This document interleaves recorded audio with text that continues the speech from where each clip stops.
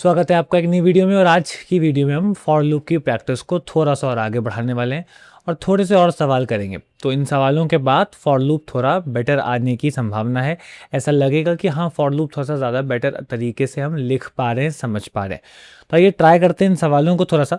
अब देखिए, हमने लास्ट की वीडियोस में फॉर लूप को सीख तो लिया ही था। हमने देख लिया था कि उसका सिंटेक्स क्या होता है। फॉर आई इन रेंज, और रेंज में फिर तीन चीज़ें हम लिख सकते हैं: स्टार्टिंग पॉइंट, एंड और इसके अलावा गैप। एंड हमेशा हम ध्यान रखेंगे कि जो हम लिखते हैं उससे एक कम तक चलता है। एंड उसके अलावा जो गैप है उसे हम नेगेटिव में भी दे सकते हैं, और हम इनफैक्ट नेगेटिव नंबर्स तक भी लूप चला सकते हैं। जिसके लिए मैंने खास तौर पर आपसे कहा था कि नेगेटिव नंबर्स के लिए भी एक बार आप लूप चला करके, नेगेटिव में भी लूप चला करके ज़रूर प्रैक्टिस करें। इससे थोड़ा बेटर अंडरस्टैंडिंग मिलेगी। इसके अलावा हमने फिर अगली वीडियो में ये सीखा कि कैसे हम फैक्टर्स निकाल सकते हैं, टेबल प्रिंट कर सकते हैं। तो ये कुछ सवाल थे जिनसे फॉर लूप को लिखने का हमें थोड़ा मौका मिला। अब देखिए, आज की वीडियो में भी हम यही काम करेंगे कि हम ऐसे बहाने ढूंढेंगे जिनसे हमें फॉर लूप लिखने का मौका मिले। अब देखिए, सीधी सी बात है, लूप का इस्तेमाल असल दुनिया में हर जगह होता है। लूप के बिना ऐप्स, वेबसाइट्स इमेजिन करना बहुत मुश्किल काम हो जाएगा। बट द पॉइंट इज कि हम अभी ऐप, वेबसाइट्स, एआई नहीं बना रहे हैं, हम वहाँ नहीं पहुँचे हैं। तो अगर हमें इस चैप्टर की प्रैक्टिस करनी है तो हमें बहाने ढूंढने पड़ते हैं कि ओके चलो फैक्टर निकाल लो, अच्छा चलो 10 नेचुरल नंबर्स का सम करके बता दो। तो इनसे दो तीन फायदे होते हैं। पहला तो आपकी सिंटेक्स की अंडरस्टैंडिंग बढ़ती है। बार बार आप लिखते हो तो सिंटेक्स में बहुत बिगिनर्स को कई बार दिक्कत होती है, तो वो बार बार लिखने से दूर होता है। दूसरा कि आपको फंडामेंटल बेसिक लॉजिक समझ में आता है कि अगर ऐसा है तो क्या सॉल्यूशन हो सकता है इसका, ये है तो इस सिचुएशन में मैं दिमाग को डालूंगा तो क्या आंसर निकलेगा। एंड तीसरा कि आप फॉर लूप की इस बेसिक लॉजिक के बेसिस पर अगर रियल वर्ल्ड को कनेक्ट करते रहें कि अच्छा ये यहाँ भी काम आ सकता है, यहाँ भी काम आ सकता है, तो कल को जब आप वाकई में वहाँ जाएंगे तो आपका दिमाग चल पाएगा, क्योंकि यहाँ तो लूप लगा सकते हैं, यहाँ तो इफ एल्स लगा सकते हैं। तो ये बातें हैं जिनको हम ध्यान में रखें। एंड ये जो बेसिक सवाल हैं इनसे बोर होने की ज़रूरत नहीं है। ये पहली बात तो इंटरव्यूज़ में भी बहुत ज़रूरी हो जाते हैं कई बार, एंड ऑल्दो ये बहुत बेसिक हैं, बट सेम टाइम पर जितना ये इंटरव्यूज़ में ज़रूरी है, ये आपके आगे के एक्चुअल काम में भी उतना ही ज़रूरी हिस्सा बन करके आपके सामने आएंगे। तो आइए थोड़े सवाल और करते हैं और अंडरस्टैंडिंग को थोड़ा और बेटर करते हैं। तो अभी हम एक सवाल करने जा रहे हैं जिसमें हम एक नंबर का हाईएस्ट फैक्टर निकालने के बारे में बात करेंगे।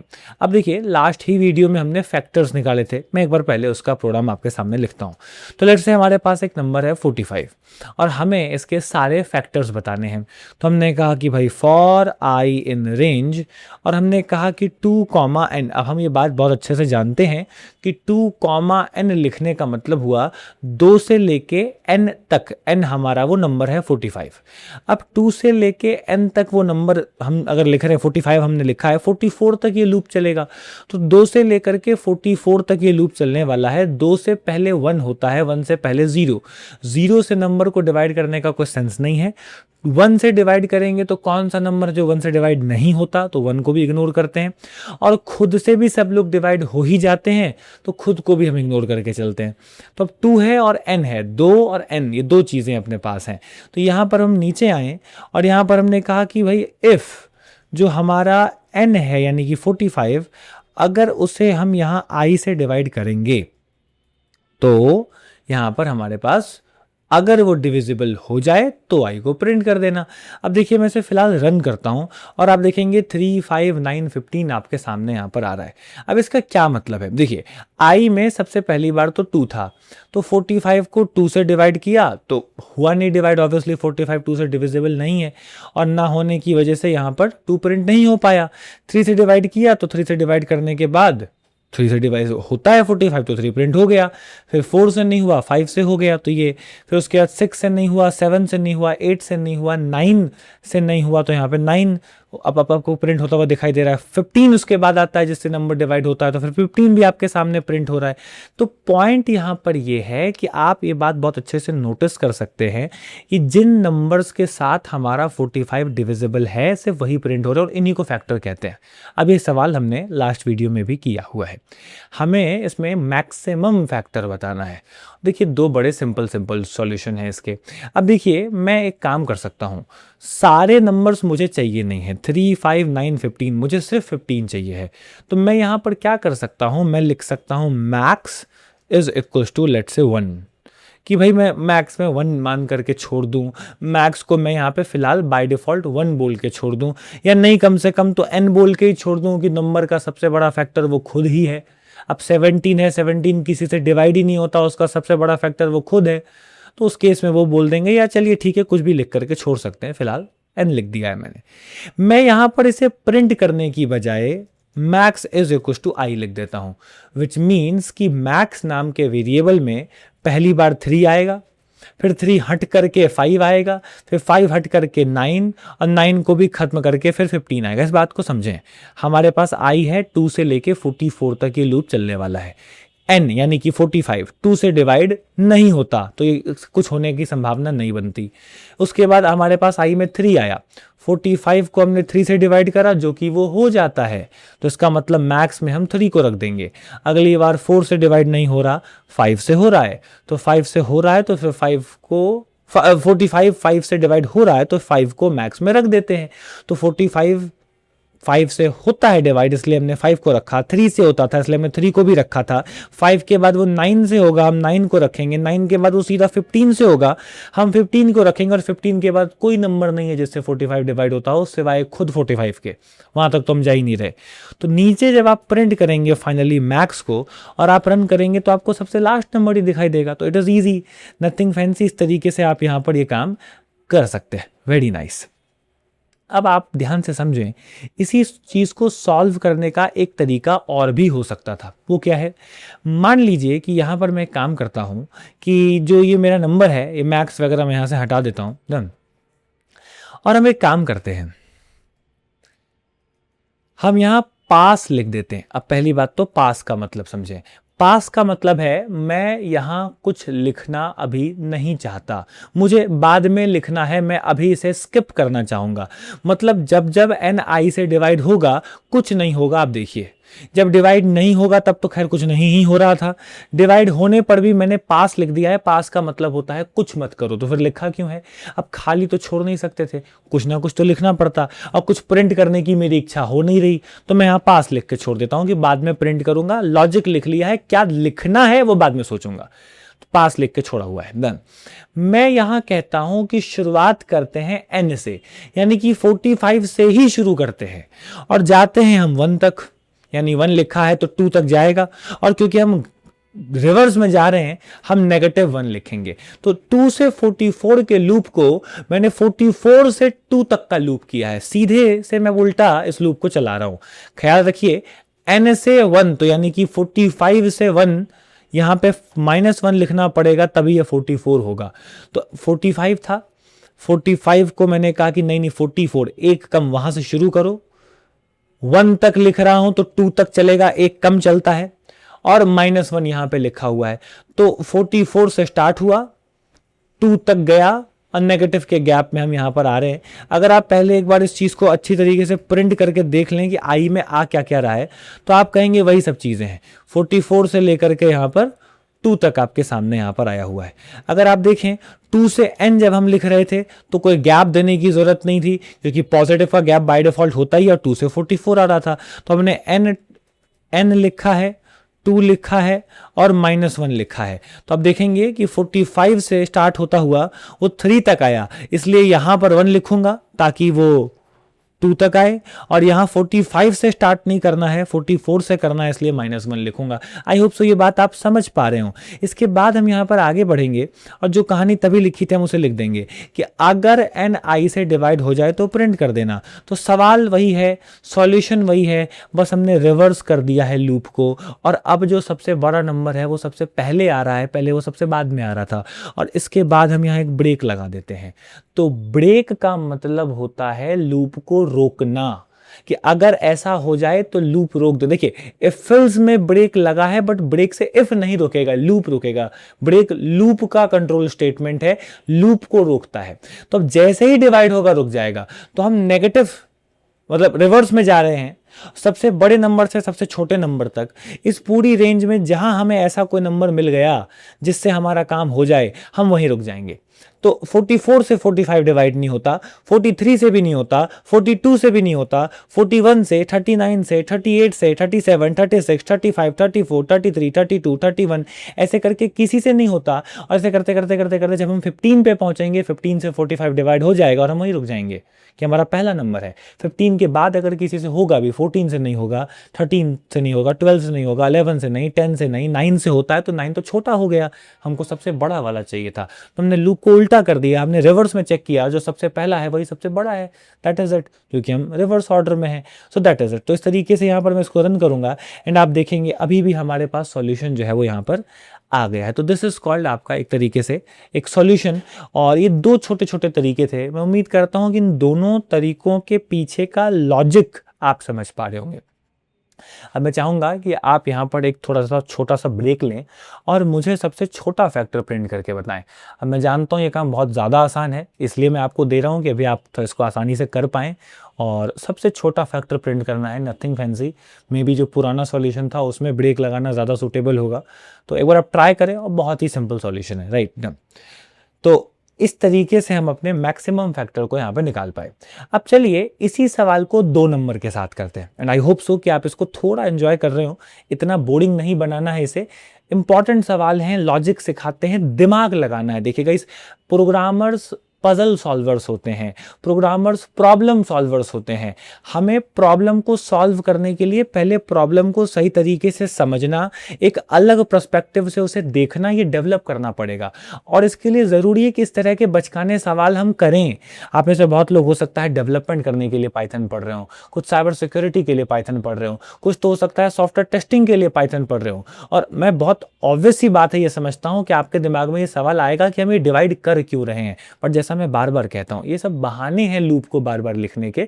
इनको लिखने से लूप की प्रैक्टिस हो जाती है, लूप के साथ हम फेमिलियर हो जाते हैं कि कल को किसी एक्चुअल काम में अगर लूप को लगाने की जरूरत पड़ी तो लूप तो आता है, बाकी अब नया बताओ क्या करना है। अब मान लीजिए कि मैं आपको बोलूं आज हम हार्डवेयर का एक प्रोग्राम सीखेंगे जिसमें अगर रूम का टेम्परेचर 25 डिग्री सेल्सियस से ऊपर गया तो रूम का एसी अपने आप चालू हो जाना चाहिए। ओके, अब रूम का टेम्परेचर डिटेक्ट करने के लिए वी हैव अ सेंसर जिसको टेम्परेचर सेंसर कहते हैं। मान लीजिए मैं टेम्परेचर सेंसर ले भी आऊं, टेम्परेचर सेंसर का डेटा पढ़ भी लूं, उसमें लिखा आ जाए 26 डिग्री सेल्सियस। अब 26 डिग्री सेल्सियस 25 से ऊपर होता है तो आप एफएलसी तो लगाएंगे ना कि इफ द रूम टेम्परेचर या if the temperature is greater than 25 degree Celsius तो फिर करंट भेज दो आपका एसी में। अब एसी में करंट कैसे भेजना है, टेम्परेचर सेंसर से टेम्परेचर कैसे पढ़ना है, टेम्परेचर सेंसर लगेगा कहां पर और कैसे, ये सिखाना पड़ेगा। एफएल्स आपको आता होगा, राइट। तो वही है कि हम पहले फाउंडेशन तो बनाएं, दैट इज द पॉइंट। एक हार्डवेयर के एग्जांपल से समझाया मैंने आपको। तो आइए एक और सवाल करेंगे।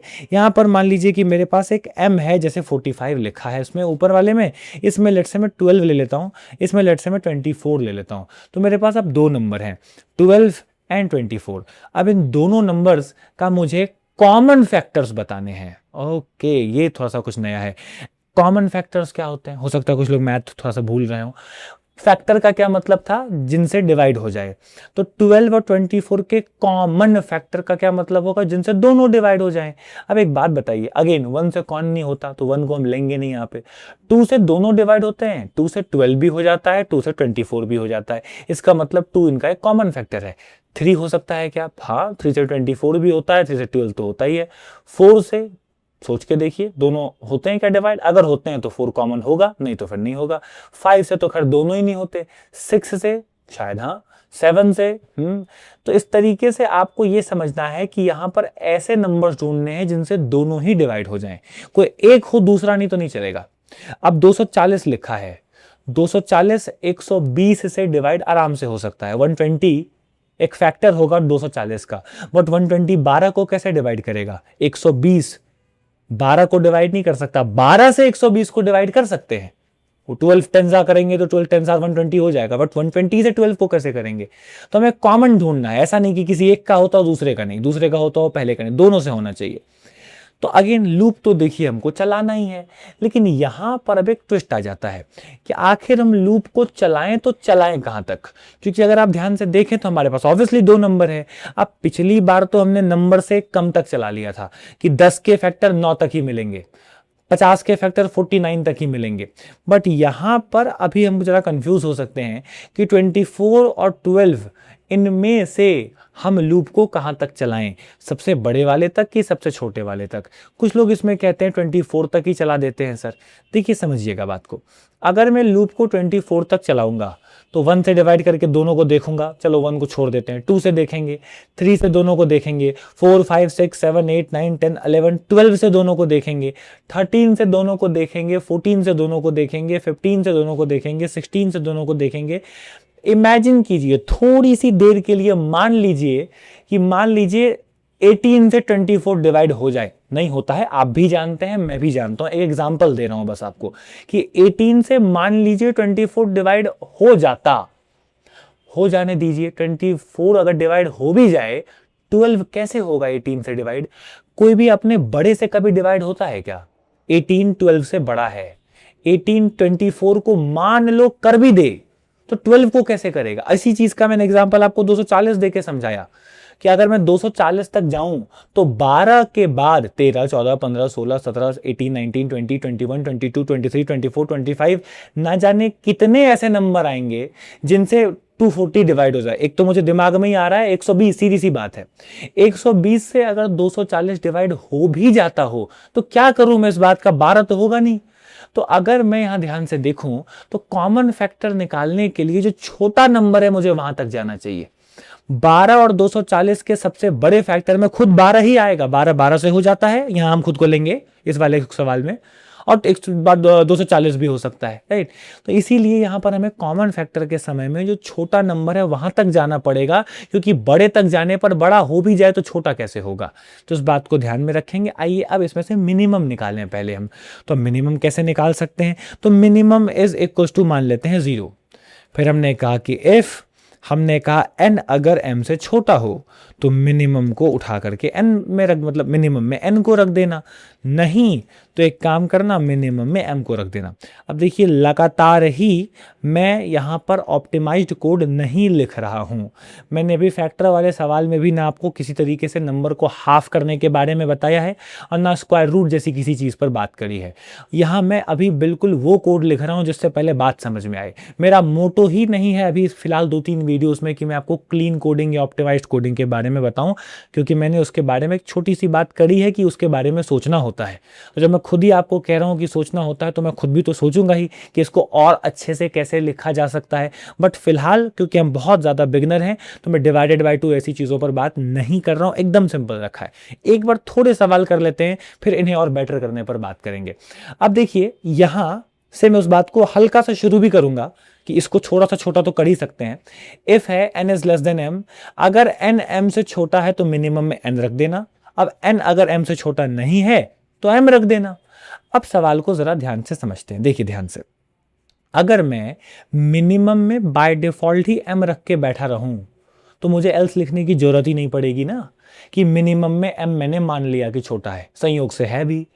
अगर n m से छोटा होता तो n रख देते, नहीं है तो m तो रखा हुआ ही है, काय के लिए हम बेमतलब झंझट लें। चलिए छोटा सा काम है, कैसे और छोटा कर सकते हैं? अगर एक ही लाइन का काम है तो बॉडी भी क्यों बना रहे हो, सामने ही लिख दो। Okay, that also make sense. और छोटा कर सकते हैं, चलिए फिलहाल इतना ही रखें, आगे बढ़ते हैं। अब यहां पर जाकर के फॉर लूप लगाता हूं i इन रेंज, और मैं यहां लगाऊंगा 2 से लेकर के मिनिमम तक। इस बार मुझे कम तक नहीं, 11 तक नहीं, 12 तक ही चलना है। 12 कॉमन फैक्टर है 24 का, तो 12 तक चलने के लिए मुझे 13 लिखना पड़ेगा, इसलिए +1 हम यहां पर कर रहे हैं। इसके बाद हमने कहा अगर, बहुत सिंपल काम है, n डिवाइड हो जाता हो i से, एंड सेम टाइम पे एंड लगाएंगे m भी डिवाइड हो जाता हो i से, तो ही उनको प्रिंट करना। तो यहां पर देखिए 2 3 4 6 और 12 यहां पे आपके सामने आ रहा है कि ये वो नंबर्स हैं जिनसे दोनों डिवाइड हो पाते हैं। 240 मैंने लिखा, अगेन 12 तक ही आप देखेंगे कि यहां पर ये मामला आ रहा है, तो 12 और 26 लिख देता हूं मैं, और अब थोड़ा नंबर घट जाएंगे, सिर्फ 2 आ रहा है। 4 से 12 होता है 26 नहीं, 6 से भी 12 होता है 26 नहीं, 8 से अगेन दोनों ही नहीं हो पा रहे हैं, डन। तो इस तरीके से आपके पास यहाँ पर कई सारे एक तरीके से कहिए कि नंबर्स हैं जिनसे को या तो कोई एक हो जाएगा, दूसरा नहीं हो पाएगा।